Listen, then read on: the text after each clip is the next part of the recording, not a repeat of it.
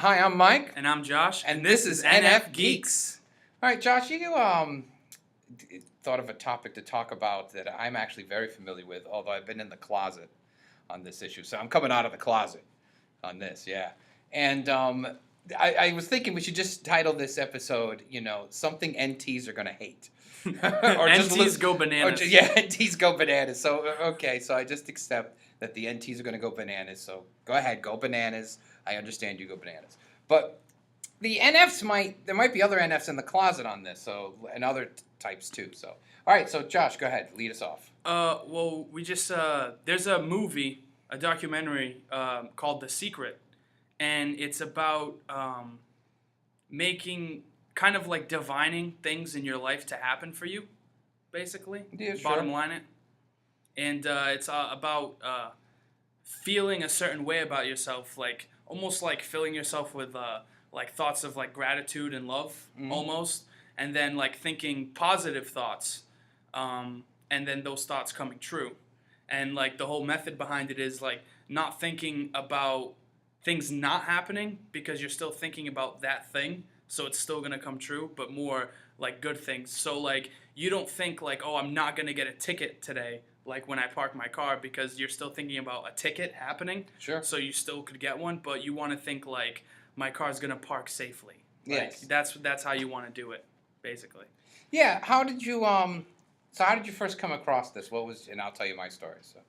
It was a lonely night at home surfing Netflix. Oh, and did you watch the whole thing? Yeah, I did. All right. Now, have you been implementing it into your life at all? To a degree. Sometimes I forget to do it, but basically, a good way, like one thing that I find works for me is I have this little like dry erase board, and I hang it from like my closet. So like I'll write little messages on it before I go to bed, and then when I wake up the next day, I'll like read the messages. Oh, that's a great idea. And then like that kind of gets me in the mind frame for the day, and then like I just think about like I try to think about positive things, good things, and then as far as like actually like stuff that's actually worked out for me, like catching like green traffic lights all the way, going somewhere, thinking of a parking spot opening up and like getting it exactly where I want it, little things like that. I know no one's gonna believe this and they're gonna think we're crazy, but I don't care. I'm gonna announce it that. Because this is in The Secret. There's a Australian guy who talks about parking and getting the right parking space, right? Yeah. So that was when I first started seeing this, I decided, okay, I need a test. I'm going to do the parking spot thing. Because it's something see if it small. Works. It's small, it's easy, it's quick, and God damn it, that works every time. That works every time. I get the best parking spots, and I always get giddy. Even though this happens all the time, I always start laughing like, I can't believe I just got that spot. Yeah. And there could be, and I've had moments where there's in a full parking lot and there's another car looking for a spot, and I just think, no, I'm going to get the spot. I have total faith. I'm going to get the spot, and if it doesn't know there's this other car, they leave, and as soon as they leave, the spot opens up, and I go. And it's not like you wait a half hour. No, it's like 5 minutes, right? Yeah. It's instant. It's very quick. All right, I've been exposed to The Secret for a while, like as soon as it came out, because I've been teaching, and so people started asking me about it right away as soon as it came out. And so I investigated it. I'm an open-minded guy. I'm a perceiver, whatever. Anything goes. So I got the book and I got the DVD, and watched it. And I have to say, I do think the principles and the techniques are valid. Whether or not you're altering the space-time continuum, right. Who knows? But who cares? That doesn't even matter. Right. What matters is that through these techniques, you orient yourself in such a way that your reality can open up for you because you're not closing your mind. Right. That's what I like. Yeah, that's what I'm saying, because I thought when I saw the movie, I instantly thought of like a few different ideas, and one idea I thought of was like Anthony Robbins, like Power of Positive Thinking. That's right. Yeah. Another idea was if you watch the documentary, they talk a lot about visualization. Yes. And how it's important to actually physically visualize yourself doing whatever you want to do. So if like one of your goals is you want to drive a new car, like they actually say like sit in a chair and physically like drive the car, see yourself in it, see yourself going down a highway, like do it. And that was like really it was like familiar because I had watched a documentary maybe a few months before that on Arnold Schwarzenegger, like a bio of his. Oh yeah. And in it, he talks about how he used visualization. And he said when he was in competition, he never lifted a single thing without looking in the mirror. Because what he would do is while he was lifting the weight, because a lot of people, like if you go to the gym, do it because they want to focus on their form or whatever. Mm-hmm. But he's a pro bodybuilder, so he obviously knows how to appropriately lift it. But what he said he would do was when he would lift the weight, he would focus on whatever muscle he was working out, and he would look at it and in the mirror. And what he would do is not so much look at it how it is, but how he wanted it to look. And he would keep going until it actually met that physical thing. And he said from the year he started using that technique was when he started winning, and he went on to win like 7 straight Mr. Universes or whatever. Yeah, so. I'm a big believer in visualization too. I try to use it, a lot. And if you think about it, anything you're good at, you can visualize yourself doing it. And you're probably visualizing yourself without even realizing that you're doing it. One of the things that's in the secret is the guy has the vision board. He talks about this. He pins up pictures. Little pictures, yeah. Pictures. Okay, I thought about Pinterest when I saw that. All right. Well, I'm going to reveal a secret that nobody realizes. But my desktop pictures cycle through is my visualization board, and it cycles through the things that I want that I'm visualizing about. So every like 5 minutes there's a new picture up. So various things that I want come up on that. And people don't realize that. They just think it's like random images, right. But there's nothing random about it at all. They're actually specific things that I want to visualize. There's like 6 or 7 on there right now that goes through it, So we're looking at one now. It's actually just a religious one, though. It has all the symbols from all the religions. But it's going to cycle. When it cycles up, I'll point it out. We'll see what it is. What are some of the techniques you like the best that really stuck with you? I think it was just how if you do it, like the process, if you follow through the process, it gives you like this like almost like this it's more because I think it's more about like self-belief and having like a confidence because what he talks about is like whenever it just cycled, it's a graduation picture. Oh, that's right. Yeah, see, that's me getting my PA. That's my doctoral gowns. Yeah. Yeah. See.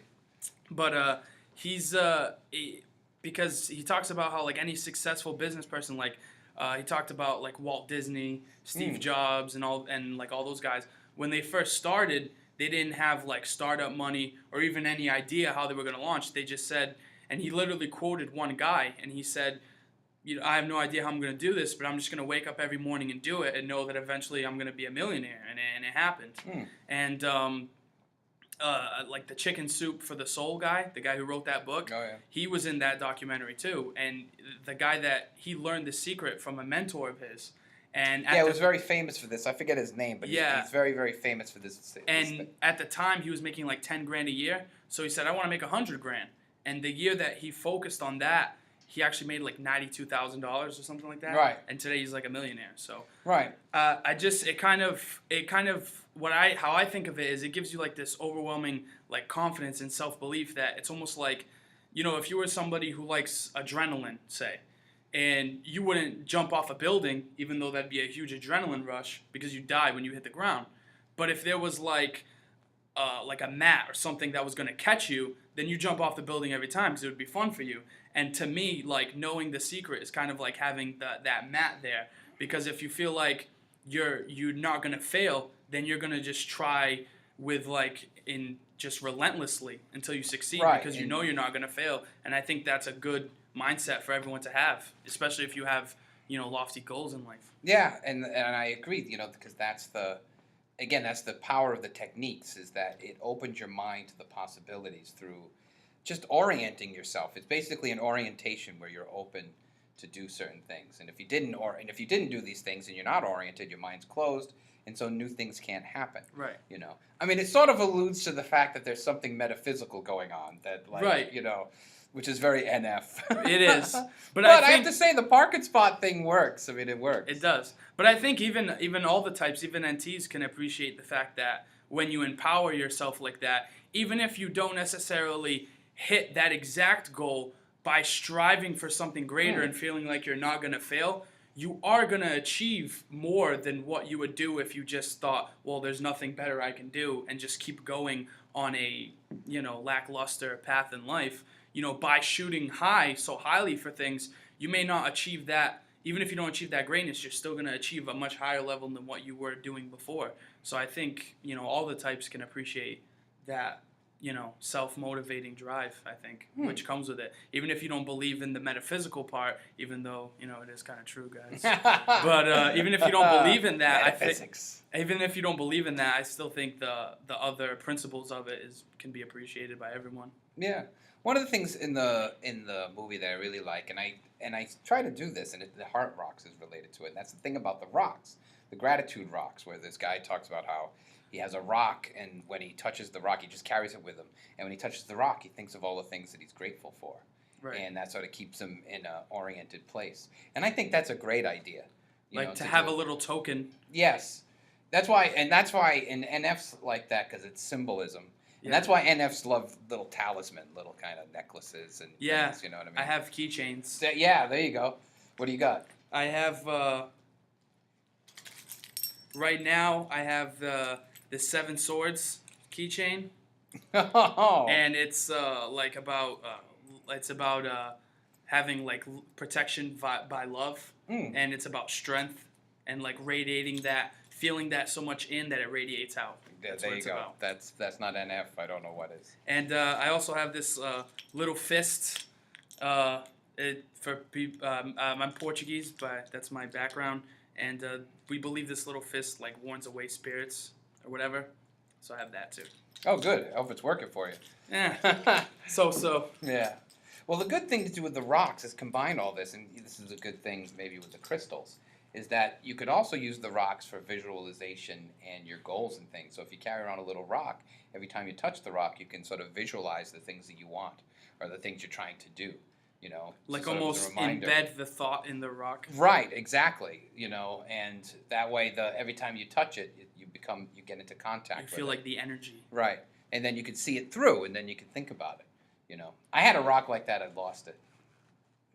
Womp womp. Yeah, it's a bummer too, because it said in Chinese "truth" on it. That's what it said. It's probably okay. I didn't lose it. It's in a jacket. I have 20 million blazers. You know what I mean? It's in my mandrobe somewhere. Good word. Good terminology. That's right.